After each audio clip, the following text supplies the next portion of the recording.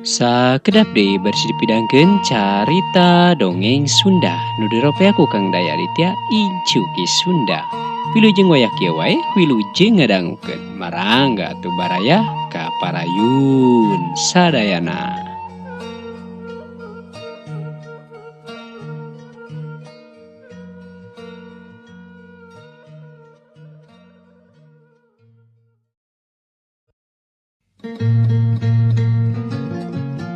Nu tepung di Mah Dukun karya I Asikin.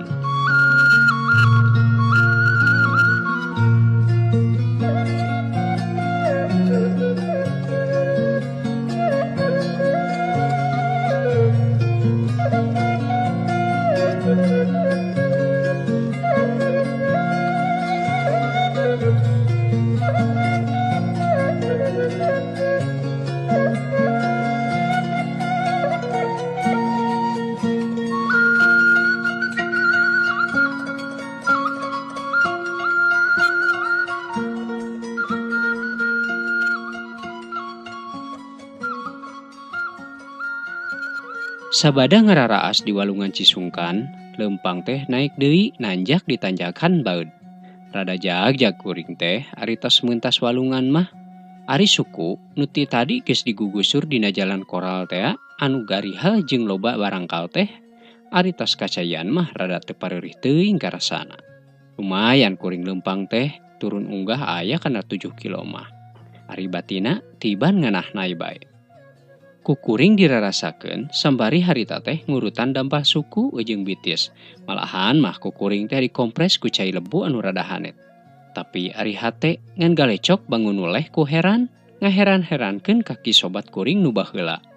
Nah, ayeuna mah manehna teh bet jadi dukun sagala. Nya henteu loba catur deui atuh harita kukuring ditanyakeun ka manehna.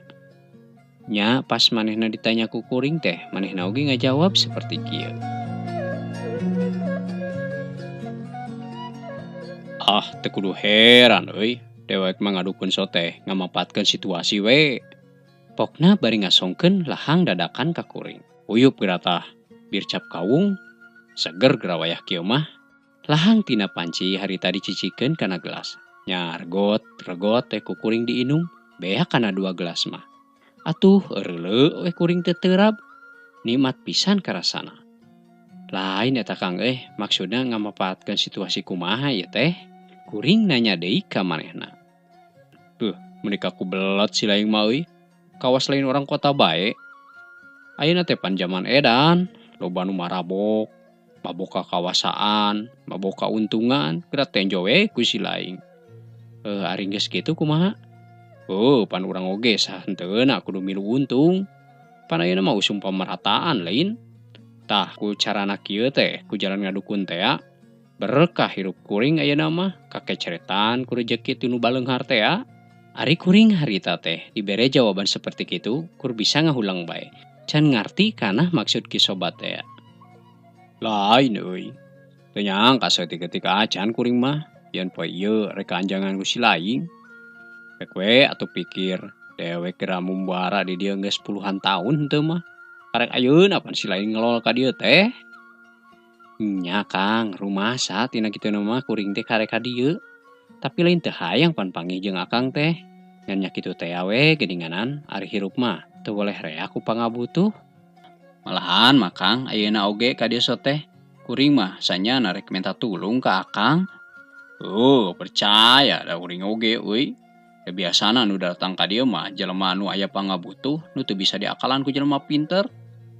Malahan masa temanna basa si laing bepuntenan teh sangkan dewek mah maneh teh awewe anu kungsi 2 kali datang ka dieu euy. Tapi teu nyangka geuning si laing nu datang. Kitu pokna manehna ngomong ka kuring.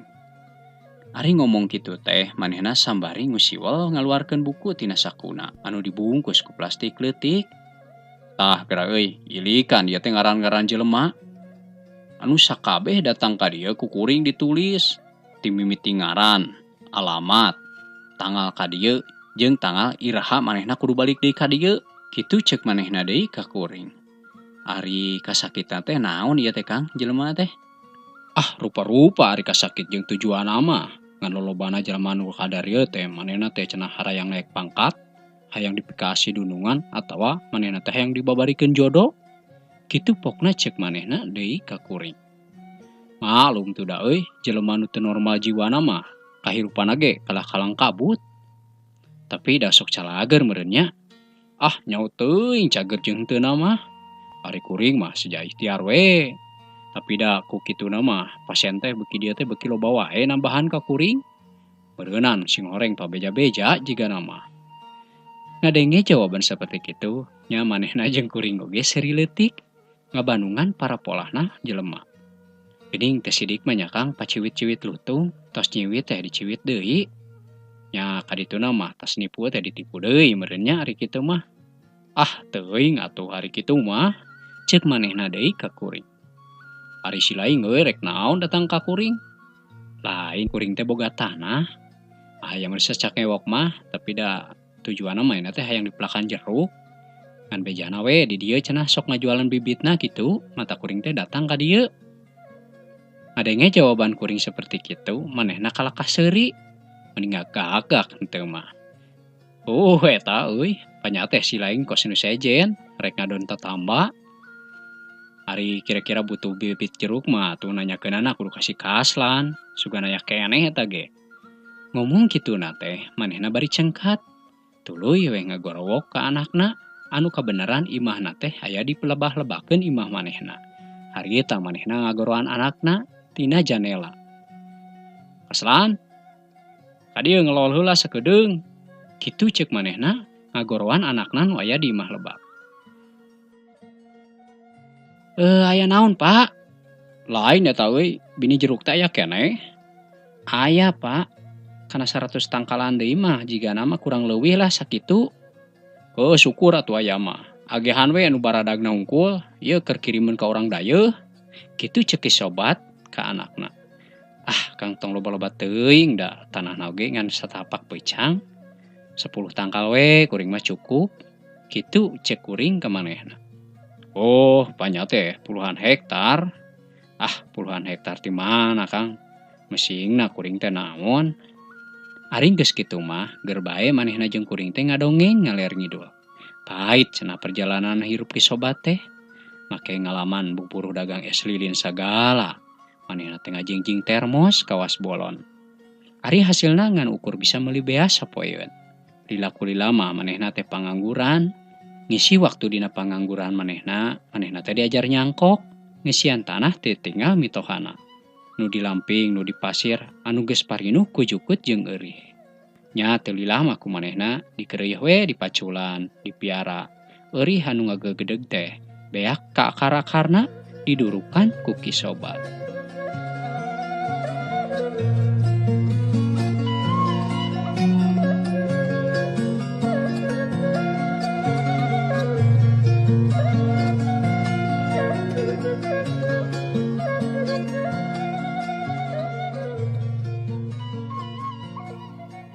Sanggeus tanah teh tinggal mitoha teh kumanehna kagarap. Tuluy kumanehna teh diajaran dipelakan ku jeruk. Dina jero sataun leuwih teh geus ngahasilkeun. Kulantaran hirup ki sobat teh kekereuheut. Atuh ayeuna mah manehna ge geus boga kebon jeruk sorangan. Jeung kacidalegana deui sakitu mah keur ukuran kebon jeruk teh. Aya kana 2 hektar mah. Ari geus neut-neutan kitu mah, geur bae manehna teh pada ngomongkeun yen ki sobat teh sabenerna mah hirup bisa maju teh alatan manehna sok tatambah ka dukun. Daek tatanya kanu aruninga kitu basana mah. Teu kapalang manehna teh disangka munjung sagala cenah ka gunung. Ari ngadenge babasaan seperti kitu mah ki sobat terambil pusing. Nya manehna mah kalah ngahajekeun bae. Malahan mah manehna sorangan ayeuna nu jadi dukun. Kapalang disangka goreng cenah. Ceuk manehna ka kuring.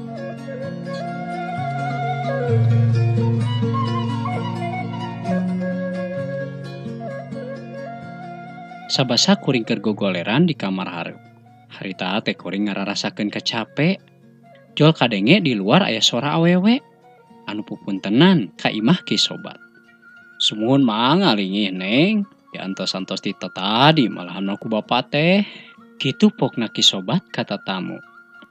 Aduh, hapunten pisan Bapak. Nu mawi atuh da mobilna mogok. dugi ka pamegatan teh ningan sabaraha kali riren dupi embina ka mana nya. Semah nanya ka Kisobat. Wah biasa, embina mah di dapur we. Komo ayeuna mah dukakeun ngadamel naon? Dupi kitu mah panginten bade permios heula bade bade masihan oleh-oleh sakedik. Kitu pokna sembari manehna terengku sopan, leumpang muru ka dapur. Bangun geus apal pisan kana eta tempat teh. Ari Kisobat harita asup ka kamar anu deukeut jeung kamar nu dicicingan ku kuring. Teu lila harita teh kadenge Semah jeung pribumi ngararomong di kamar paragi ritualna ki dukun meureunnan. Kumaha ayeuna teh tuang raka teh Yi? Numawi nyata Pak, bet kitu wae geuninganan. Nya seueur we nu sirik panginten, malahan mah dibarengan ku fitnah sagala ayeuna teh. Teu kaupaya nu maju geuninganan bangsa urang mah. Ayeuna teh bade dialihkeun nyepeng bagian anu garing pisan. Ke. Maksud si Nyai teh garing kumaha? Sumuhun garing maksad teh teu cikruh sapertos dipayun geuninganan. Kutan nganggo aya istilah garing sagala aya namanya usaha teh.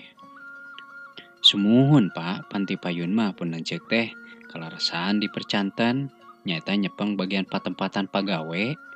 Ari ayeuna geura keur dipercanten bagian arsip. Pan ngagajelok lagi sanes lumayan. Ari ki dukun manehna unggut-unggutan harita teh. Tandana ngarti meureun kana maksud anu diobrolkeun ku awewe ngora teh.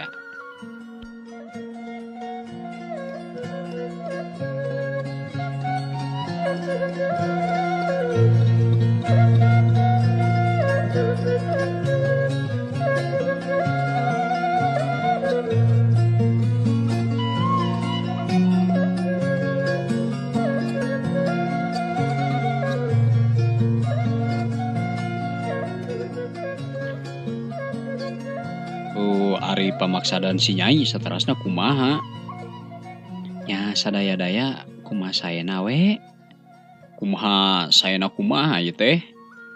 Nya upami diibaratkeun mah pan pun lanceuk teh. Teu benten tinu nuju ti teuleum dina sagara wiwirang teu mah. Harta sareng kakayaan oge pan ayeuna teh nuju aya dina pamariosan ti nu pihak berwajib. Ari abi salaku pamajikanana moal cicingeun poe salaki kitu mah. Komo deui nempo kaayaan salaki dina danget ayeuna. Henteu mah manehna teh keur kekerebekan bari jeung kokojayan. Pokna eta awewe ngora teh bari dumarda.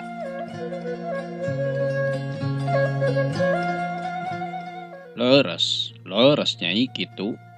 Di lain-lain ge Nyai mah istri satia, kayung yun keur geulis teh. Kitu ceuk Kisobat ka awewe ngora teh.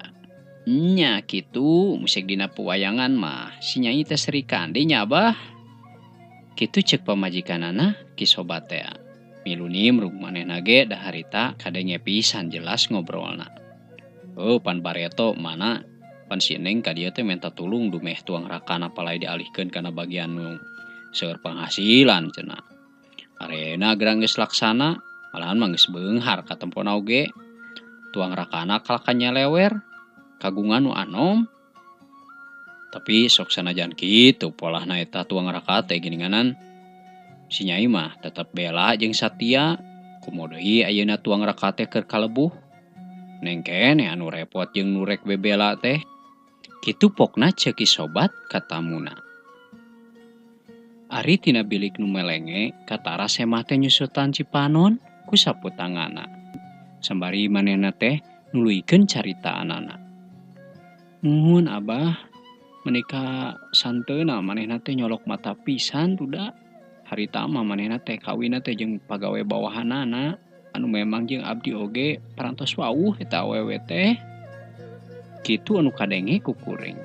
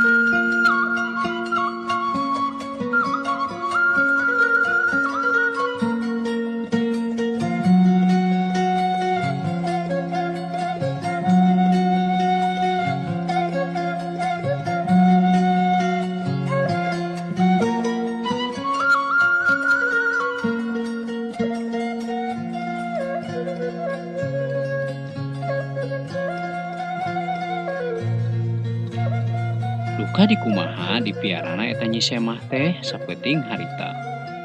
Kanyahoan so teh sabasa isuk-isuk we dina bak kamar mandi bet pabalatak rupa-rupa kekembangan jika nama urut ngamandian nu tatamba kawasna. Sabasa isuk-isuk sabat kuring keur jongjon moyan dina bangku pipir imah kisobat. Katara ti lebak teh aya awewe duaan. Nu saurang ditiung ku anduk. Sabasa ngaliwat ka lebah kuring teh eta duanana eureun heula. Sing horeng Nyi Semah teh tas ngarala jeruk jeung pamajikan kisobat teh. Nu lobana saayakan mentung. Manira ruhruy katempona eta jeruk teh. Ujang bade si Ibi nawaran ka kuring. Sumuhun bade Bi. Pangmisahkeun we abdi mah biasa sakadik mah keur bakal di jalan ke. Kitu ceuk kuring nembal pamajikan kisobat teh. Nya atuh ujang keun bae. Ke ku Ibi urang pisahkeun tembalna. Terus teu lila ti harita manehna teh jol ngenalkeun Nyi Semah teh. Pokna teh kieu cenah. Wilujeng ngenalkeun Den. Ieu teh namina teh Pun Mimi. Nyata gerhana Den Bakar pada amal di kantor pusat. Ari ngadenge yen eta awewe pamajikan Den Bakar di kantor pusat teh. Kuring nanya. Sumuhun wilujeng tepang. Sanes ieu teh nu bumina teh di jalan Pameresan teh nya nomor 13.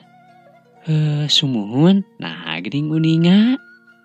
Nya terang we da sok ngalangkung pan abdi mah kapalih dinya. Kitu tembal kuring ka manehna. Dupi bade mulih iraha. Engkeun jigana mah rada siangan margi supaya teremis teuing gitu tah cek kuring ka manehna. Teu lila kuring ngobrol jeung maranehna teh. Nya atuh manehna oge tuluy arinit katongo jeung pamajikan kisobat teh. Ari kuring harita cengkat tina diuk, tuluy kuring teh muru ka belah lebak. Erek muru ka imah Jang Kaslan. Dek seja nganiatan ngaduitan bini jeruk teh. Ari pek teh ku Jang Kaslan kala ditolak, pajarkeun teh cenah. Cek bapa oge, ya mah hitung-hitung ngajimatan, kitu pokna ka kuring. Malahan mangke ge kumanehna dek dipangmoakeun nepi ka pamegatan, da sakalian Jang Kaslan erek balanja ka dayeuh.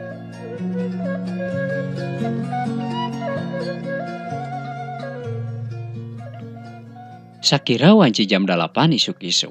Sanggeus sarapan kuring nya pambitan. Nu tadi nama rencana terek balik nyorangan, tapi bet jadi duaan geuning. Da kusabab Neng Mimi oge ngilu balik. Nurut ludeung cenah. Ujang kade nya ieu mi HP, cek pamajikan kisobat ka kuring. Sambari manehna teh seri. Keun bi lah sing percaya ka kuring. Kitu ku kuring ditembal teh. Ari di jalan mimiti mah pabetem-betem kuring jeung manehna teh. Nu kadenge ngansor sapatu we dina jalan koral anu garihal. Ari kuring jeung manehna bisa lempang-lempang soteh bobohan we nutur-nutur tapak anu geus lidig urut batur. Ari nu saterusna mah babaduyan we mapay jalan satapak. Manehna ti heula kuring pandeuri. Duh ieu teh mudun kumudunanya Kang matak ti kusruk. Kaditukeun nanjak menika cidang ngahegakna. Kitu cek Neng Mimi ngamimitian muka carita. Nya kitu teh Neng. Di dunia mah pan teu aya nu langgeng, cek kuring nembal ka manehna. Nya Kang, ream nya mun unggal dinten kedah ka dieu. Teu cara di kota pan tutumpakan burber indit ka ditu ka dieu ge babari. Puguh oge Neng. Da ai kota mah pan keur jelema nu senang, nu seueur artos. Ari keur pasisian model kieu mah keur jelema nu jiwana parantos tentrem, teu galider ku titinggalan, ku dadanguan, anu sok ngarobeda ceuk kuring ka manehna. Dupi bapa teh teu damang naon, manehna nyebut bapa ka kuring. Berekah teu kunaon abdi mah. Geuning ngresakeun kaki dukun. Muhun, ngan abdi mah da sanes tetamba. Ngan ieu we butuh ku bini jeruk. Manawi teh manawi kumaha? Nya manawi teh sapertos abdi kitu tembalna. Teu hayang tatalepak kuring teh da peuting ge sabenerna mah geus ngadenge. Ari sasingkatna ieu carita, harita teh beak tanjakan baeud. Atuh pudunan oge geus katempo, malahan mah eta wahangan Cisungkan teh geus nemres katempo ku kuring.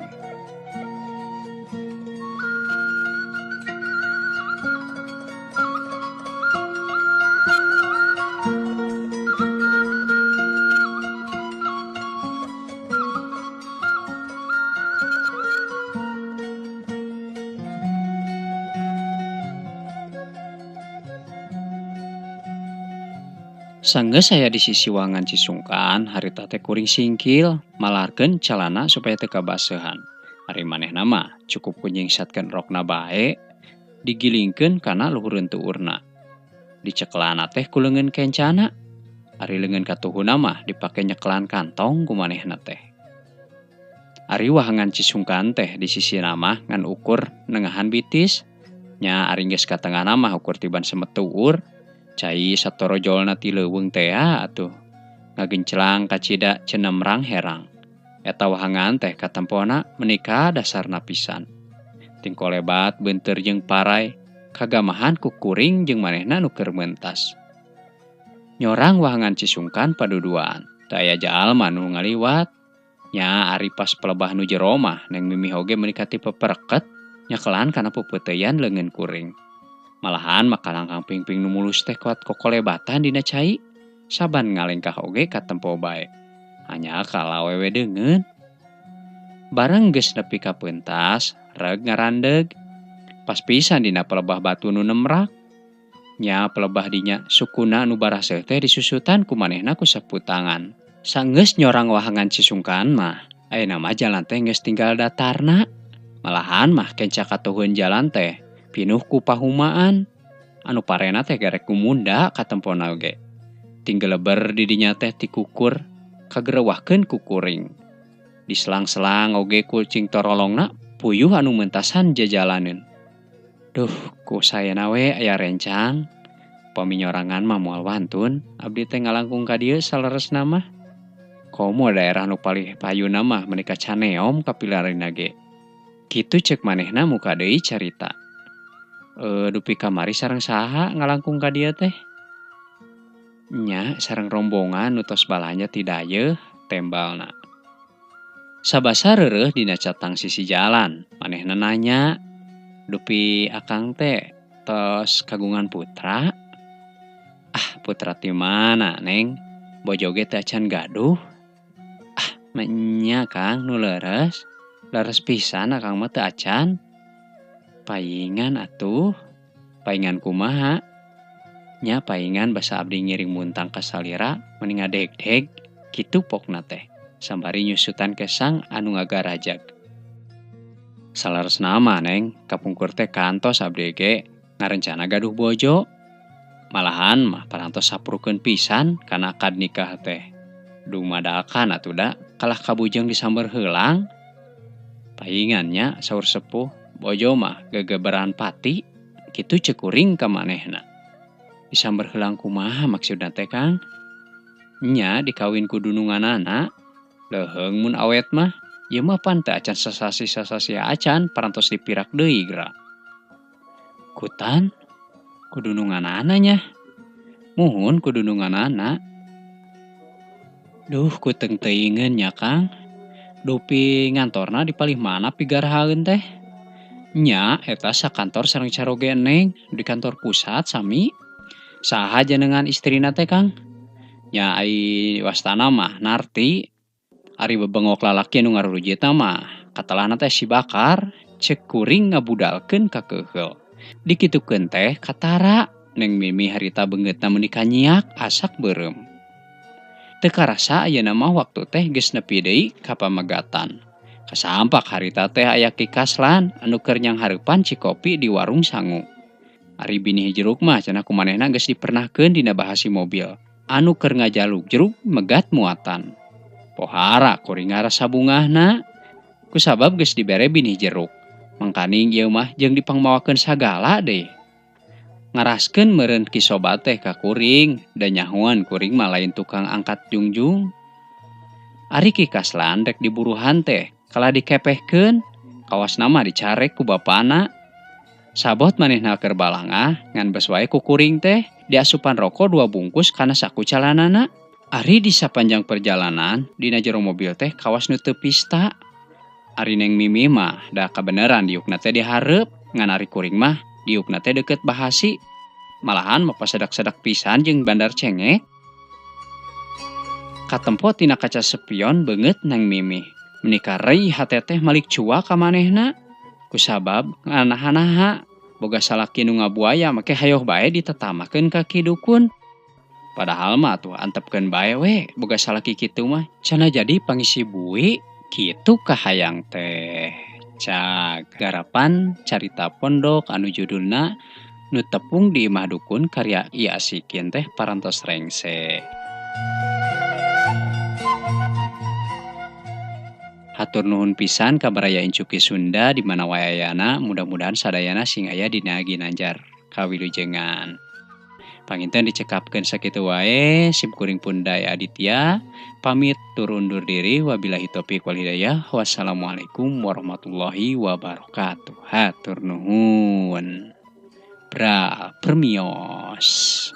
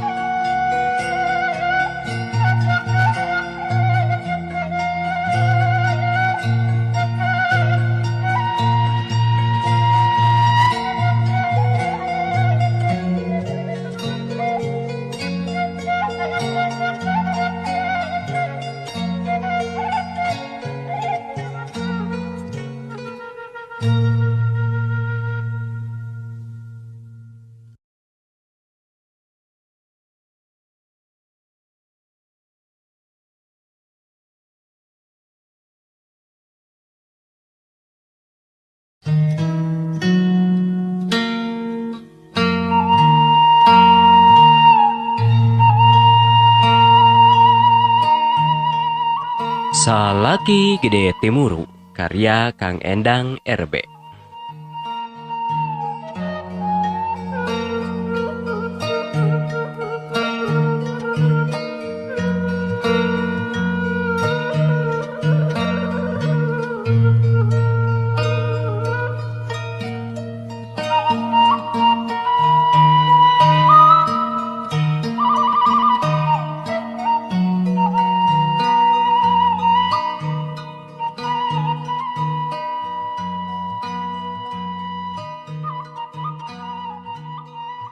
Ngadenge cecaritaan pamajikan anu keukeuh meredih hayang indit gawe ka Saudi. Eta Mang Kardi manehna ngarasa bingung kacida poharana. Ari teu diijinan ku Mang Kardi teh. Da rumasa manehna oge teu bisa nyumbadanan kana pangabutuh dina ngabina rumah tangga. Lain teu hayang eta ge Mang Kardi teh neangan pangupa jiwa cara nu sejen. Tapi dalah dikumaha atuh manehna rek tani teu boga sawah. Manehna erek pepelakan cara nu lain, daratan oge teu boga sacangkewok-cangkewok acan paribasana. Osok ku manehna ge kapikir, cenah dek dagang. Da ari teu boga modal mah dek kumaha deui atuh Mang Kardi teh. Ari manehna erek ngijinan pamajikanana nyaeta Nyi Olis gawe di Saudi teh. Sok sieun manehna teh kabengbat ku lalaki sejen di tempat pagaweanana. Sabab kitu geuninganan sok aya remen kajadian di Arab teh. Mang Kardi memang jelemana gede timuru ti baheula oge, gampang curiga ka pamajikan teh. Lamun sakalian Nyi Olis kaluar ti imah oge, sakalian aya perlu misalna ka warung. Henteu masuk jadi matak. Eta we buktina mun balik di warung teh geus pasti sok remen pasea leutik-leutik we mah.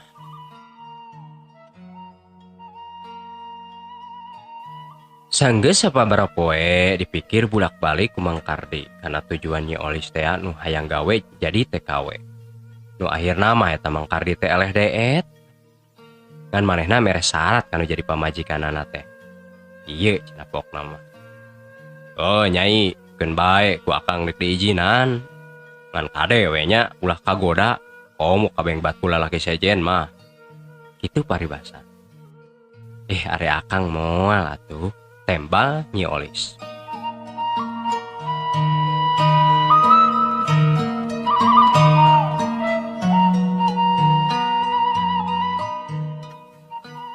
Ari sesingkatna ieu carita, harita teh Nyi Olis geus gendak kana waktu pikeun indit gawe ka Saudi teh.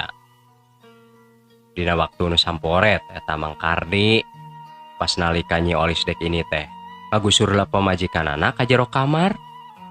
Tuluy eta Mang Kardi teh ditanyingsakeun baju pamajikanana nepi ka semet dada. Tuluy eta pelebah bujal nepi ka semet tarang baga kira-kira. Eta Nyi Olis ku Mang Kardi beteungna di gambaran. Nu teu aya lian gambarna teh gambar gajah ku supidol warna hideung. Nya eta Nyi Olis harita teh rada heran kana kalakuan Mang Kardi seperti kitu teh. Nya nu akhirna manehna nanya, Kang, nanaonan ieu teh? Bet nyai di gambaran nu kieu patut?" Kitu pokna. Ari Mang Kardi manehna kur bisa nyarengeh seuri ngadenge pertanyaan kitu teh. Pok harita ge Mang Kardi nembal kanu jadi pamajikanana. "Yo nyai, ampura euy akang. Lain teu percaya akang teh ka nyai. Ngan ieu mengajaga bisi we atuh. Jeung di akang oge hayang yakin hate teh, hayang reug-reug." "Maksana kumaha akang?" "Ya kieu maksud akang teh. Lamun ke nyai geus balik deui ka Indo, tah nya he gambar gajah ieu henteu leungit. Eta teh nandakeun nyai teh henteu nyeleweng ti akang. Tapi balik-balik kanan sabalik nah nyai, mun misalna ieu mah gambar gajah teh leungit, tah berarti nyai teh geus ngahianat ka akang." Kitu ceuk Mang Kardi.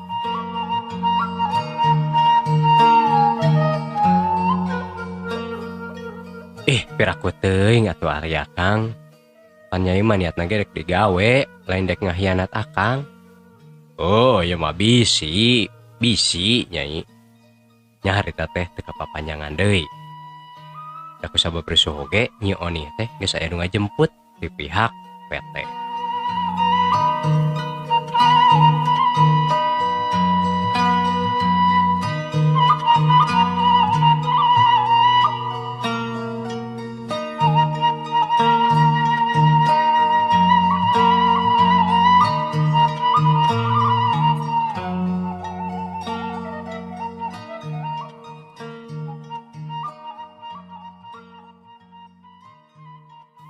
Ari sesingkatnya ieu carita, harita teh poe geus kaganti ku minggu. Minggu geus tepung jeung bulan. Bulan oge geus kaganti ku taun. Kurang leuwih harita teh eta Nyi Olis gawena di Arab teh geus nincak deui kana 3 taun. Nya nu akhirna mah cunduk waktu ninggang mangsa, eta Nyi Olis manehna geus balik deui ka Indo.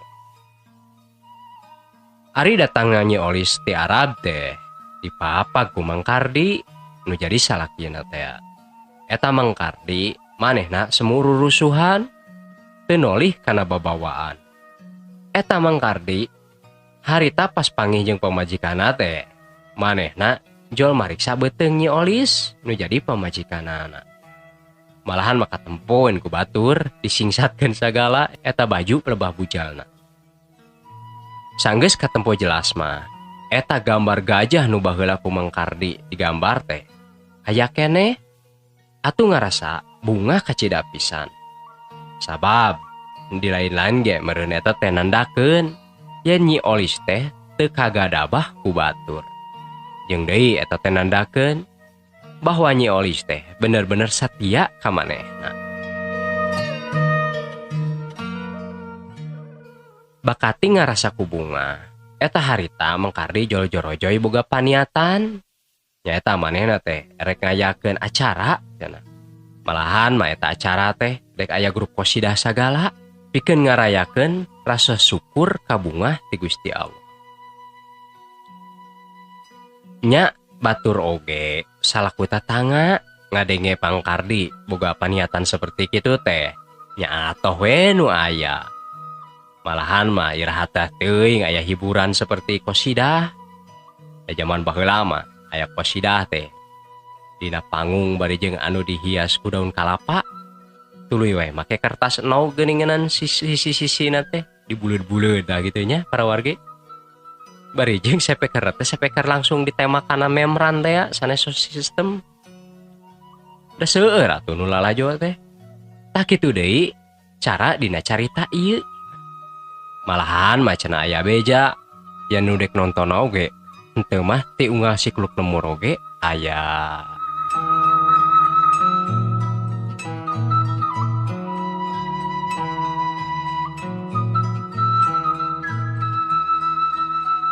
Waktu kerame-ramena acara dina panggung teh nya harita terkel memang kardi teh naik. Manehna sejami lupa kaulan nyumbangkeun sora cenah. Nya itung-itung manehna teh nembongkeun ka bunga padah Nyi Olis mulang kalayan salamat. Ari laguna teh karangan dadakan jiga nama. Da eta we lagamna ge asal asup bae kana takolan genjeringan. Ari sairana teh kieu paribasana. Gajah tidak hilang dihapus orang. Gajah tidak hilang dihapus orang. Gitu cek Bang Kardi nyanyina teh sambari leungeunna rarampeakan. Atuh hari nu narongton maneh teh ngarasa bingung kana petana Mang Kardi. Nyanyina bat kitu. Jeung kunaon eta Mang Kardi nya? Salah saurang anu nonton nanya ka baturna. Ari Nyi Olis nu jadi pamajikanana sanggeus ngadenge Mang Kardi nyanyi teh. Malah manehna ge nerekel naek kana luhur panggung. Tuluy manehna teh ngarebut mik tina leungeun salakina. Sambari manehna oge nyanyi kieu cenah sairana teh. Memang gajah tidak hilang karena lewat belakang. Memang gajah tidak hilang karena lewat belakang. Gitu pokna sairan Nyi Olis nyanyi dina luhur panggung teh. Barang ngadenge Nyi Olis nyanyina kitu, eta Mang Kardi teu sakara-kara. Manehna jol ngahulang bae dina luhur panggung. Terus teu lila ngalengerek manehna teh kapiuhan. Atuh eta acara teh buyar. Nya panik oge para warga teh. Teu harti kana naon nu ditempona. Atuh teu loba cacarita. Harita ku protokol jol ditutup bae acarana. Acara hiburan teh. Nya sanggeus acara ditutup, tuluy eta Mang Kardi teh pada ngarareang digarotong dibawa ka tengah imah.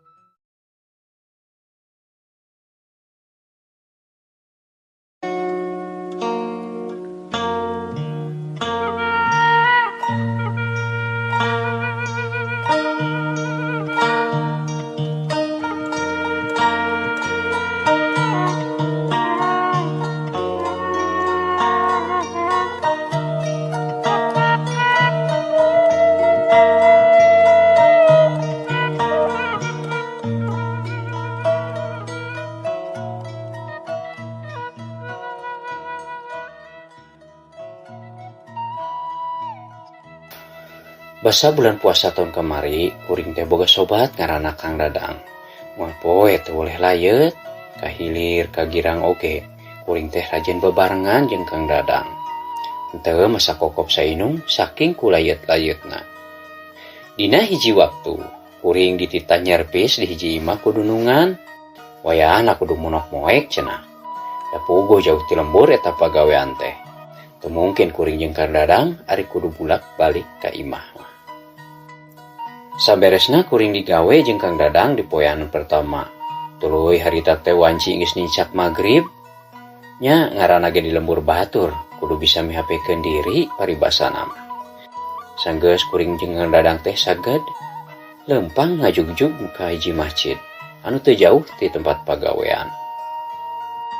Sarengsena kuring jeung Kang Dadang salat magrib. Ngahaja kuring teh teu baralik, ngadon we nungguan waktu isya. Malah mah kuring teh sempet ngobrol jeung sesepuh di eta lembur. Akhirna mah kuring teh beuki layeut, ngaler ngidul sagala diobrolkeun. Ti mimiti nanya ngaran, nepi ka lembur padumukan di mana cenah. Nu akhirna manehna teh ngajak monok we di imahna. Tapi ku kuring ge ditolak. Lantaran di tempat gawe teh loba alat-alat gawe anu kudu pisan ditungguan.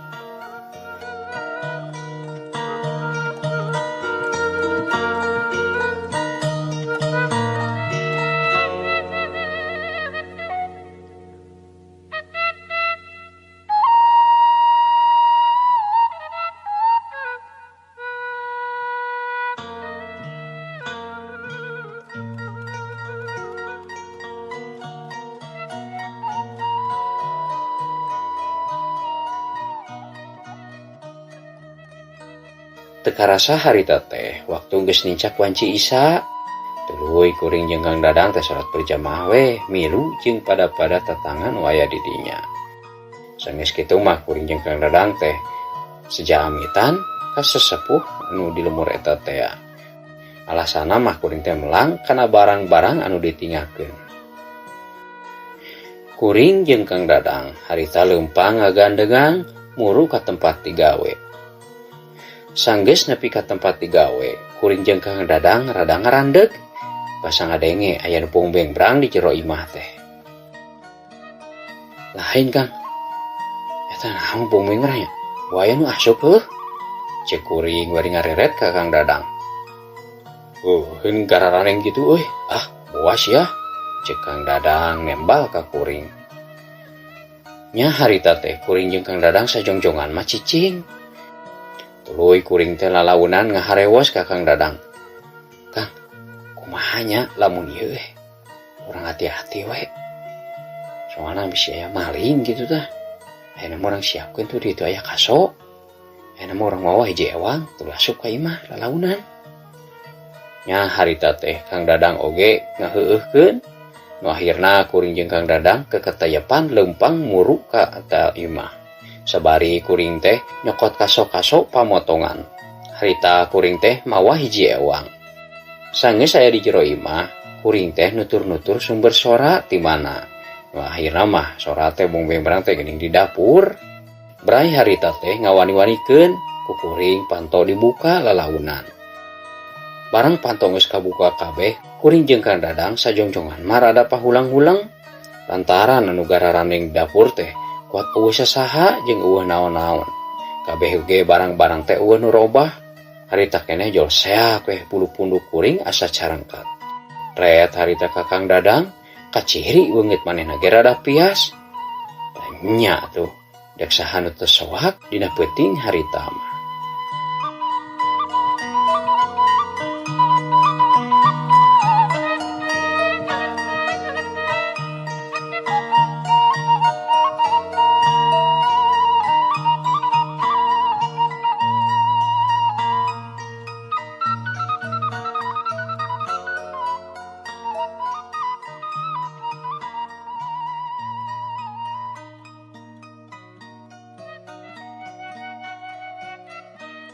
Lain we, buah-buah eta mah jurig. Cek Kang Dadang semua gibrik harita teh. Nya meureunna Kang. Geuning eueuh naon tuh jeung barang-barang ge teu robah. Kabeh ge hangernya aya di tempatna. Kuring oge semu ngayakinkeun. Dek ning balik yeuh ah. Kuring mah rada sieun ieu teh. Cek Kang Dadang deui bari nyeklan leungeun kuring. Lain aya Kang balik ka mana? Kana angkot ge we kieu mah eueuh. Bae da moal paeh ku jurig meureun. Tembal kuring ngabeberah. Hari masalah sieun mah. Da kuring ge sarua sieun Kang. Dah atuh da ngaranna ge jelema tuh. Cek kuring nuluykeun caritaan. Sanggeus apal nu kadenge ukur sora wungkul tanpa jirim. Nya kuring oge yakin eta di imah teh aya nu nyecingan Sabab cek beja mah imah eta teh geus kosong mang tahun-tahun. Ari sasingkatna ieu carita, harita wanci maju geus ka tengah peuting, ngebongbeng berang oge anggar we beuki meja. Beuki rame malahan mah. Ditambah deui ku sora anu laleumpang keketeplakan make sendal cepit. Kuring jeung Kang Dadang ngamankeun diri di hiji kamar anu kira-kira aman we cek kuring mah. Kuledak kuring jeung Kang Dadang ge teu loba carita dan kur bisa ngadedengekeun we anu garandeng. Paharat teu nepi ka isuk waktu harita teh. Kuring jeung Kang Dadang teu bisa sare. Kang Dadang mah komo kaciri pisan piasna teh. Bari awakna ngagibrik teu eureun-eureun. Barang bray datang na beurang, harita kuring nelepon ka dudungan. Minta dianterkeun ka lembut. Sabab Kang Dadang katutuluyan geuringna teh. Soak sigana mah. Awakna anu ngagalibrik beungeutna semu pias. Ari sabulan ti harita, Kang Dadang harita teh geuringna beuki parna, teu bisa diubaran. Ari ikhtiar mah geus ka mana-mana. Ngan Kang Dadang teh teu robah, manehna beuki pias bae jeung ngagalibrigna beuki anggot wae. Nu akhirna aya hiji poe anu moal bisa ku kuring dipohokeun. Lantaran Kang Dadang teh poe harita mah ningakeun kuring keur salamina. Hampura sobat, hampura Kang Dadang. Al-Fatihah.